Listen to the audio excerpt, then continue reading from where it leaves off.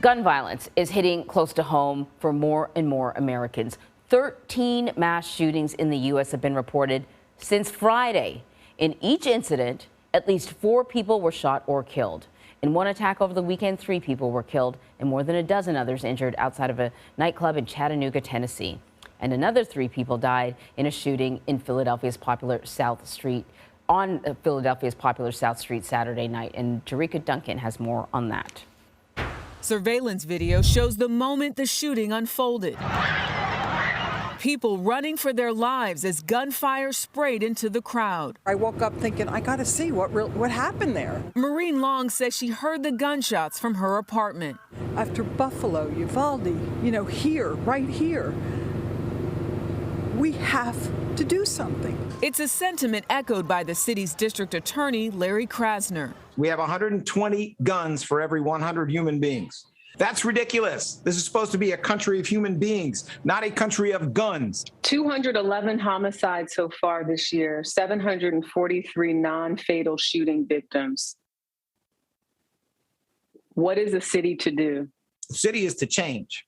I mean, that's the bottom line.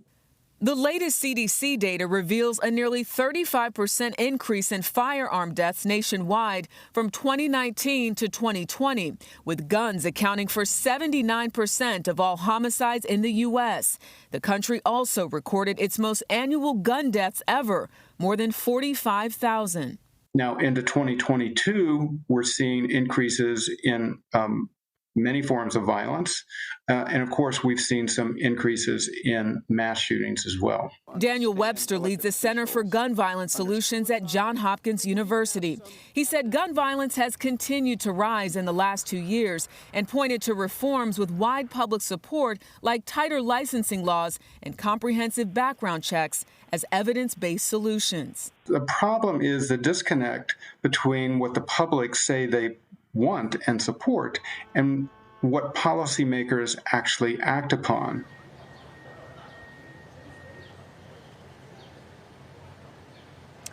And according to Larry Krasner, the district attorney that I spoke to, he said that 28% of fatal shootings are actually solved, Anne-Marie, and that's making the point that the people who are committing these crimes, he says, know that they're more likely to get away with murder.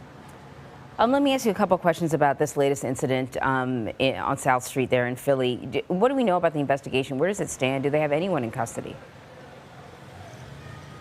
They don't have anyone in custody at this time, Anne-Marie, but remember that police officer is said to have made contact with one of the shooters, so they're not sure if he'll end up in a hospital trying to get medical treatment for his hand, perhaps. But they have a number of cameras, as you know, in this area, so they're counting on more footage, more people talking to get answers about who exactly was responsible. But also keep in mind that they say multiple shooters, and up to 5 shooters could have been involved in this.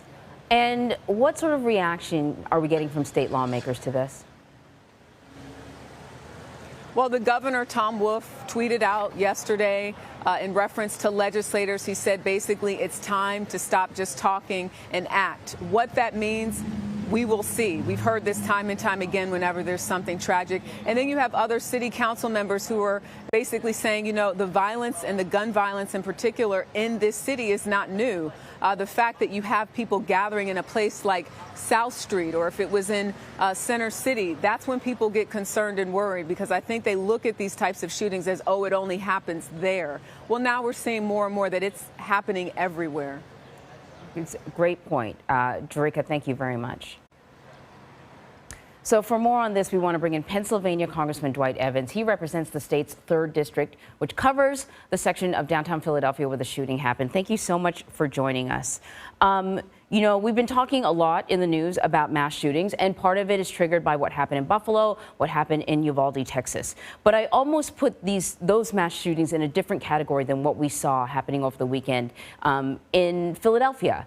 And there, the weekend before, there were a number of shootings in Philadelphia. This is the kind of gun violence that cities across the country have been dealing with, in between these big headline-making shootings.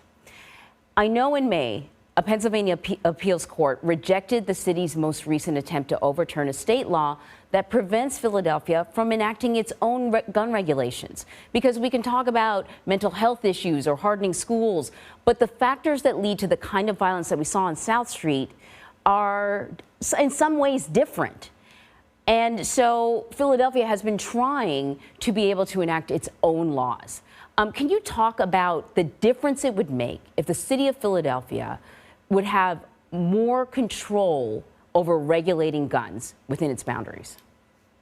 It would make a huge difference. The fact of the matter, if we could control the access and the availability of guns and set the policy, it would make a huge difference for the people of Philadelphia and the Commonwealth of Pennsylvania. You are absolutely correct. Though I'm in Washington, Harrisburg, we have to do our part working with the mayor, the district attorney, working together. It is something they can't solve by themselves. We must take an aggressive role. We have a package in Washington that we will pass called Protect the Kids. We're going to pass it on Wednesday. But then the question is, what happens in the United States Senate? We got to stop pointing these fingers and worry about the residents. That is the most important thing. It will take the collective effort of all of us working together. That's where the issue comes down. This is really not partisan, though Republicans basically don't want to talk about guns. The reality is we have too many guns on the street, and we got to do something. It's unfortunate what occurred on South Street. Those are good people. They're good residents. They work hard. And the fact of the reality is they don't deserve it. So I'm going to do all I can do, but I'm working with the United States senators of our state and the congressional members to pull together because we need to have a solution. Yeah, and I should point out that South Street is a very busy entertainment district. There were a lot of police officers there, plenty. But clearly the presence of police officers wasn't enough to deter this action. There's a bit of a disagreement between the police union, and prosecutors in Philadelphia when it comes to gun violence. The police department says that there should be equal focus on shootings and illegal gun possession. The DA says there's no correlation between the two. How do you get to the root of the issue when you have many sides disagreeing on what the root problem is? You get to the root of the issue. The fact of the matter is individuals have to work together. Those kinds of discussions, in my view, are not discussions we should have in the middle of these shootings that are taking place. May it be the district attorney or the mayor or myself, all of us have to take responsibility. We have to do our job. That's the number one issue. We have to do our job because of the fact that none of us are down there on South Street. As I said to you, those are good people, good entrepreneurs, good neighborhoods. But the fact of the matter is, I totally agree, it's not a question of the mayor or the district attorney or the congressman. It's all of us working together to solve this challenge that we have. You know, you say we have to do our job. We have a new CBS News poll that indicates that, you know, Americans really don't think that Washington's going to do that job. Do we have a reason to be optimistic? Well, you know, historically, you're correct. But it's not like we're going to stop working. We got to keep working at it. We got to keep pushing at it. We got to keep getting people to understand that at the end of the day, this is unacceptable with the violence that is occurring. Not just in Philadelphia, it's not unique just to Philadelphia, it's all across the nation. So we need to understand that we all have responsibility and we have to take our responsibility serious and do our job. That's what it comes down to, do our job and send a message to people that we can determined to make Philadelphia safe in the entire nation.